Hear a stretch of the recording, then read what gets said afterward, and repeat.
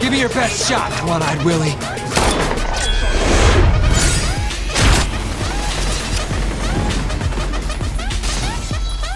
Man, the entertainment industry is a weird business. I mean, Chris Rock getting slapped by Will Smith turned out to be funnier than his own crappy jokes. And don't even get me started on those ridiculous Met Gala outfits. At this point, they might as well start inviting rats and furniture instead of actual people. Well, that's just lazy writing. Well, when all else fails, we've still got our favourite foul-mouthed assassin and his tight latex suit. Yep, Deadpool is the kind of guy who makes gruesome violence look like the latest episode of Saturday Night Live. And honestly speaking, we do need the occasional break from all the goody-goody preaching of other superhero movies. On that note, today I'm commemorating the long overdue list of my top 10 Deadpool power demonstrations in the movies. Strap in, because we've got a nasty ride ahead of us. Goddamn, that's beautiful.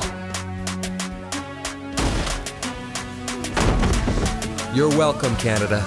Now, we all know The Weeknd likes to keep killing himself in his music videos, and it looks like Deadpool also decided to join in on the self-aware fun towards the end of his sequel. Of course, his take on self-sabotage is on the lighter side, and he makes sure that he exacts revenge on Ryan Reynolds for choosing a glowy green suit over, well, literally anything else. I mean, hey, it just goes on to show that you should never trust anybody, not even yourself. And yes, I can't even begin to describe how happy I felt when he finally killed that fake-ass 2009 version of himself. It's probably the only murder I'd ever approve. There's also the baby Hitler gag, and I know some Gen Z snowflakes are gonna cry about it, but he did the right thing. There, I said it. All in all, it was an impressive scene showcasing time travel across multiple realities, and you could even say that this was the first time we saw a proper multiverse in action. Sorry, Doctor Strange, he came first. That feels weird, but I'll allow it.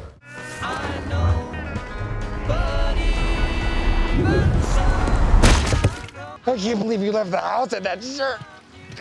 Here's another entry where Deadpool tries to kill himself, but this time he doesn't succeed. It's more of an ineffective suicide mission, but honestly speaking, you really can't take this dude seriously. Whether he's falling off buildings or trying to blow himself to smithereens, he just won't die. And to top it off, the reason behind it is because his girlfriend is dead. I wonder where I've seen that before. Oh, that's right, almost every romantic drama ever. But hey, it just goes on to show how powerful his healing powers are, and if you want to compare the two, then I guess he's on the same level as our very own Wolverine. Anyway, it was a nice way to start the movie, and I want to see more of such improvisation in future Deadpool movies. I hope you're listening, Kevin Feige. Fuck Wolverine. I'm gonna rip you in half now. That is such a juggernaut thing to say. Why wouldn't you cover that up? A warrior has nothing to be ashamed of. The X-Men and 21st Century Fox have been a messy affair. Kind of like how Amber Heard took a massive dump in Johnny Depp's bed. Amber, no, no, not on the couch. Luckily, the Deadpool creators managed to avoid a shit show, pun very much intended there, when they decided to include the massive Juggernaut in Deadpool 2. It was a great moment of fan service, and believe it or not, people were cheering when they saw him rip Deadpool in half. Of course, we all know that that's as useful as punching Thanos in the face, but hey, at least Juggernaut didn't know of his opponent's abilities, unlike a certain, Chris Pratt. Anyway, watching Deadpool grow his entire lower body again was cool and creepy at the same time, because what the fuck are those legs? And what happened to his other half? Did it grow a new head? You know what? I don't even know. Something wrong with the soap. It's fine. I just filled it. Give it a few more pumps there.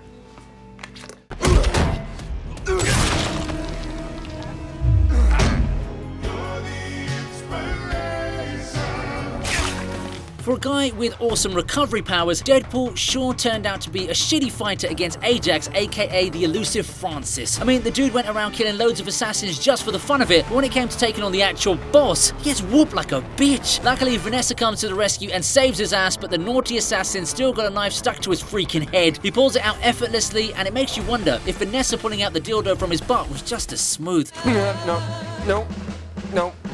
Either way, the dude had a blade stuck in his brain and it did absolutely nothing in permanent damage. Now, that's a serious flex if I ever saw one. Don't worry, Logan. This is still nowhere close to the bullet scene from X2. Everything else falls away.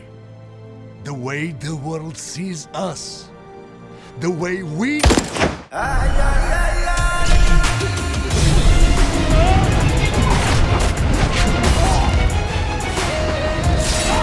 Okay, look, I know I just criticized the 2009 Deadpool, but I can't even ignore the fact that he's overloaded with powers. Bruh, just look at his artillery. First he shows off his adamantium claws and it looks like they're much longer than Wolverine's.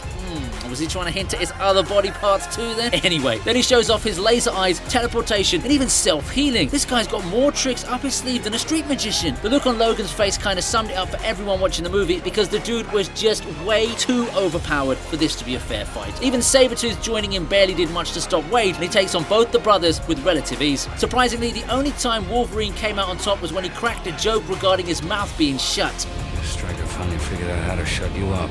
But yeah, the fight finally ended in Logan's favor, and we're all rid of the worst character Ryan Reynolds has ever played in a movie. Okay, alright, maybe it wasn't the worst one, but we all know which role takes that title.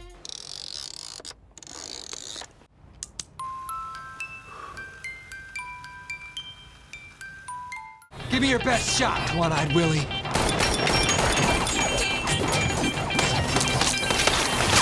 For a guy who pulls off a lot of samurai-like moves, Wade Wilson sure doesn't follow their silent philosophy. We see that in full display when he takes on Cable in the truck and must fend off a barrage of bullets full ninja style. He slices the first bullet just fine, but the rest, well, not so much. He keeps taking damage and admits that bullets are way too fast for him, but hey, at least the guy gave it a shot, right? And what does he have to worry about anyway? He pops out the bullets like a spicy burrito and continues his fight against the downgraded Thanos. This is probably a strange kind of entry because it exposes his lack of skills in one department, but it ends up highlighting his other abilities as well. Well, you win some, you lose some. And let's not forget the iconic teabag moment. Maybe the Avengers could have tried the same tactic in Infinity War. What did I do to piss off a grumpy old fucker with a Winter Soldier arm?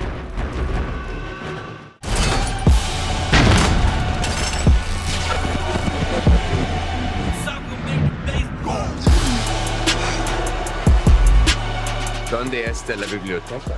You know, it's a little weird to see Deadpool without the mask on, and it's not just because his face looks like a 100-year-old vagina. I mean, the guy's still hilarious when he must be, but it just doesn't feel legit enough. Anyway, his powers are suppressed in this scene with that chastity belt-inspired collar, but all it takes is one fatal fall and the device is knocked out of his body, although his spine does end up looking like a first-copy version of Mr. Fantastic. The healing powers don't waste much time, though, so our man is back to normal, and he goes on to rip the DC Universe a new one with some hilarious one-liners. Who are you? I'm Batman. But yeah, if he can bounce back from that kind of damage, then I'm sure I can get over my ex too. You're so dark! Do you sure you're not from the DC universe? Adrenaline acts as a catalyst for the serum, so we're going to have to make you suffer. If not, well, we'll have to keep on hurting you.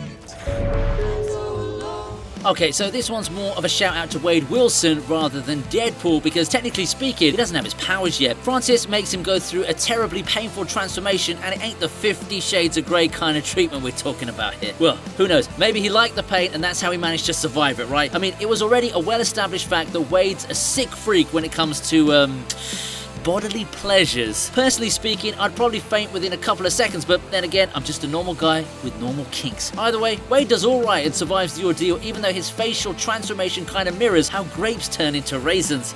I wonder if it'd ever be up for an even kinkier reboot of Christian Grey. You look like an avocado. Had sex with an older, more disgusting avocado. Yeah. Not gently, like it was hate fucking.